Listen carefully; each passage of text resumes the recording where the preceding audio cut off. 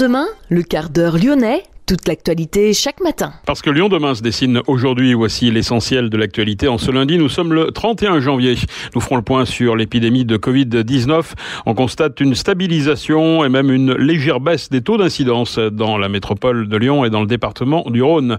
Nous reviendrons sur le meeting de l'écologiste Yannick Jadot. C'était à Lyon au H7 samedi. Nous y avons rencontré notamment Éric Piolle, le maire écologiste de Grenoble, que nous écouterons dans cette édition. Christiane Taubira a remporté la primaire populaire. Le Rassemblement national affirme qu'il présentera des candidats sur les 14 circonscriptions du Rhône. Valérie Pécresse, la candidate LR à la présidentielle, est-elle en visite à la centrale nucléaire du Bugey. Elle s'est prononcée contre la fermeture du site vieux de 40 ans. Nous l'écouterons dans ce quart d'heure lyonnais. Une quarantaine de personnes réunies samedi à la salle des sports de Pomey, le village où le père Louis Ribes venait en vacances. Le prêtre décédé en 1994 se serait longtemps livré à la pédophilie. Et puis les principaux résultats sportifs du week-end à la fin de cette édition, de même que le point sur les transferts à l'Olympique lyonnais. Lyon demain, le quart d'heure lyonnais, toute l'actualité chaque matin.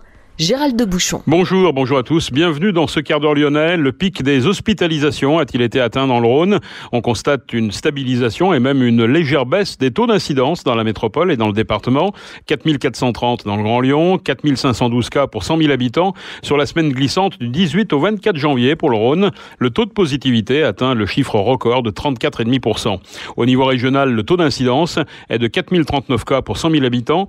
Dans la tranche d'âge 10-20 ans, le taux d'incidence continue sa flambée, dépassant même les 7000 cas pour 100 000 habitants.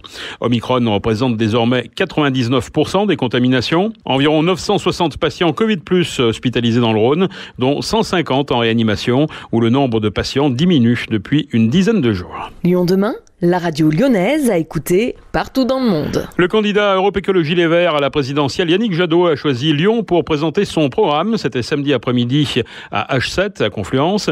Environ 600 personnes ont participé au meeting à Lyon, ville où se construit l'avenir, a martelé le candidat, faisant bien sûr référence aux exécutifs écologistes déjà en place à la ville et à la métropole. C'est d'ailleurs Grégory Doucet, le maire de Lyon, qui faisait office de chauffeur de salle en revenant sur sa victoire de 2020 et sur ses ambitions pour Lyon, en l'occurrence la neutralité climatique d'ici 2030.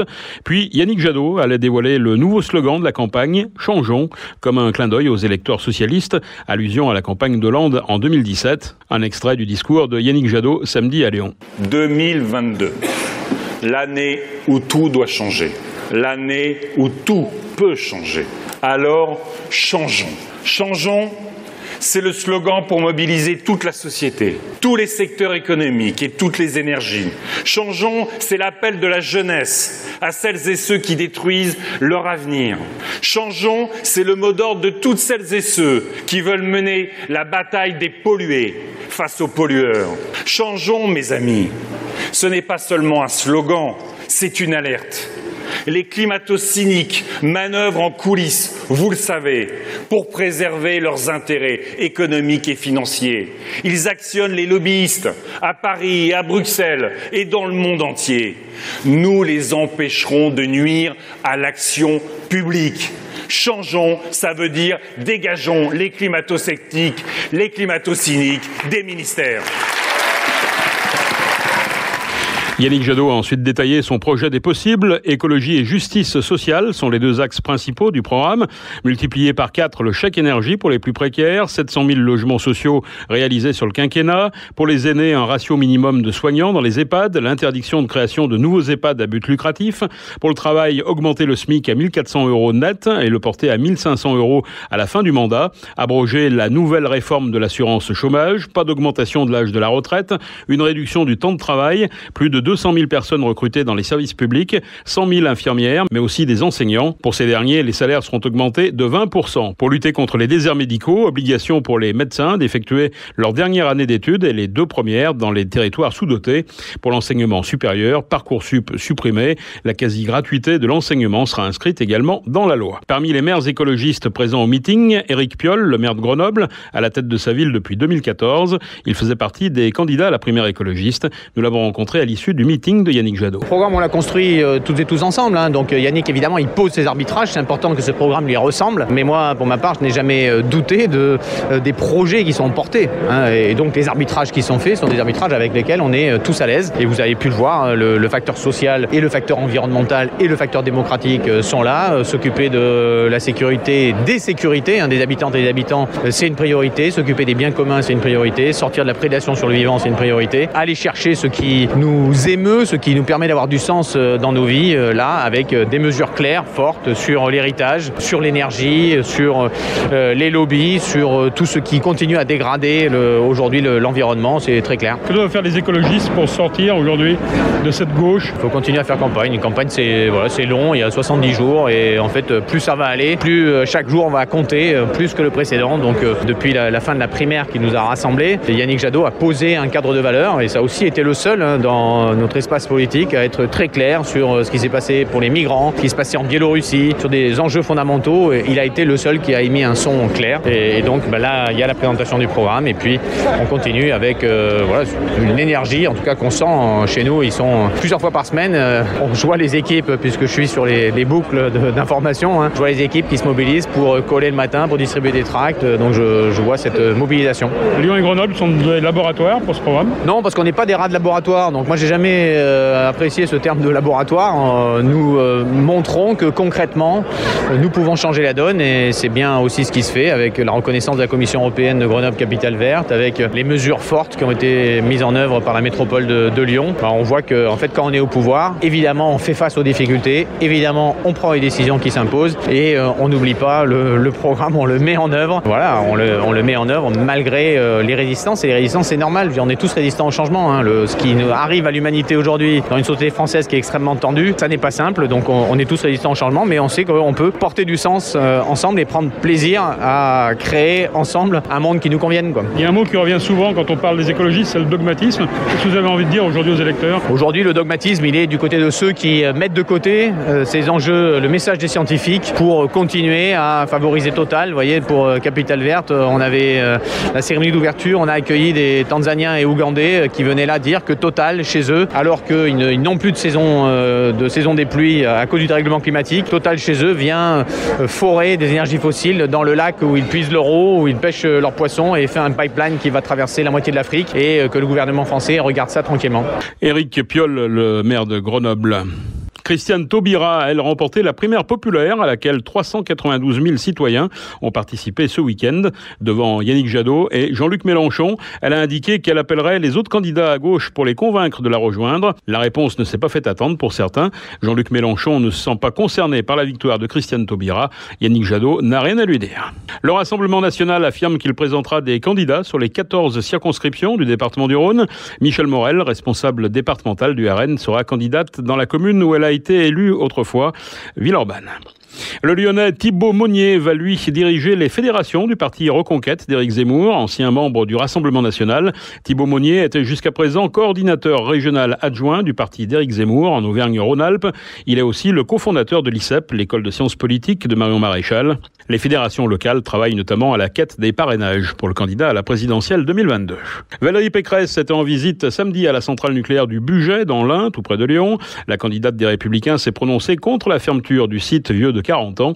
Elle prône une remobilisation massive de la filière nucléaire. Valérie Pécresse. Aujourd'hui, nous avons une politique énergétique d'Emmanuel Macron en zigzag qui nous amène droit dans le mur. Nous faisons face à une vraie catastrophe énergétique. Cette catastrophe, c'est que nous n'avons plus l'assurance d'être approvisionnés et que les prix de l'énergie s'envolent. Alors, qu'est-ce qui a conduit à cette situation ?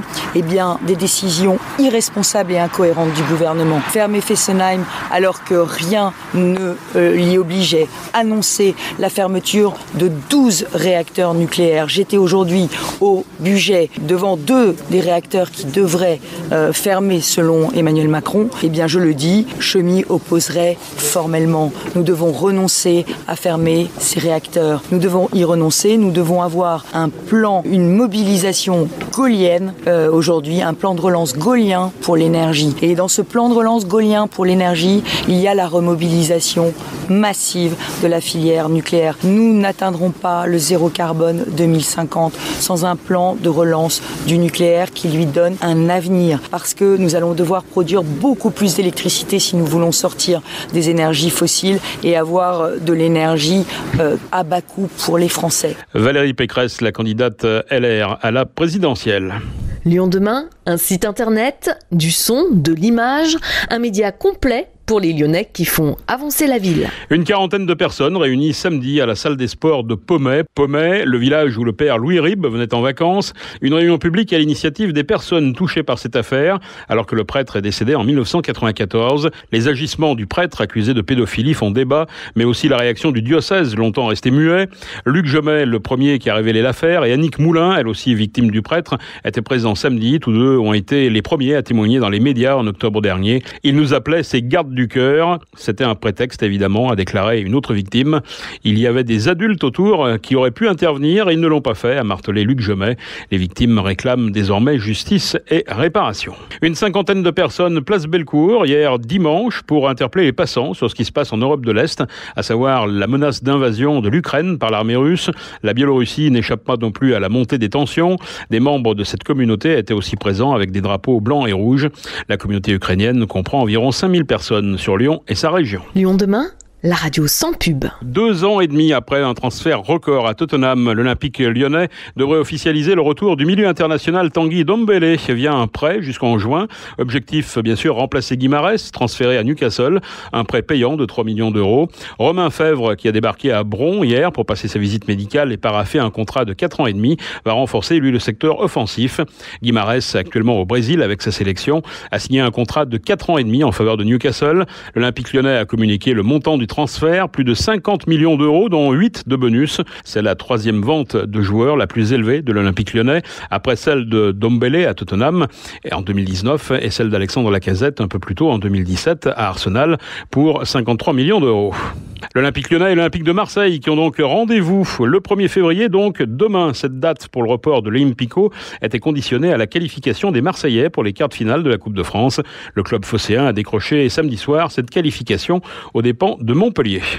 L'OL féminin, les Lyonnaises ont déjà échoué dans la conquête de l'un des 3 titres qu'elles voulaient remporter cette saison. Les filles de Sonia Bonpasteur sont éliminées dès le 8e de finale de la Coupe de France par des Parisiennes qui l'ont largement emporté 3-0.